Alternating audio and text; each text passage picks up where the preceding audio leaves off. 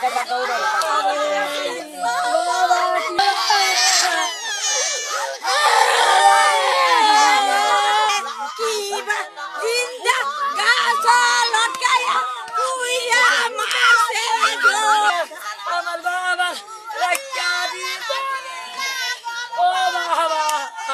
দেশে প্রকাশ্য দিবালোকে একজন তরতাজা হিন্দু বাড়ির ছেলেকে গাছে ঝুলিয়ে এইভাবে মেরে হয়, যে দেশে শুধুমাত্র হিন্দু হওয়ার কারণে দিনে দুপুরে মিথ্যা অবমাননার দায়ে একটা মানুষকে জীবন হারা করে দেওয়া হয়, সেই দেশ যদি প্রকৃতির তাণ্ডবে কোনোদিন ধূলিসাৎ হয়েও যায় তবে আমরা অবাক হব না।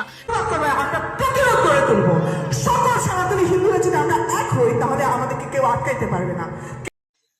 বাংলাদেশে তো 90% মুসলিমের বাস। তো আমরা জানি ইসলাম ধর্ম হলো শান্তির ধর্ম। তো আমরা তো কখনো দেখি না যে বাংলাদেশে শান্তিতে বসবাস করছে, সেখানেই তো অশান্তি বেশি।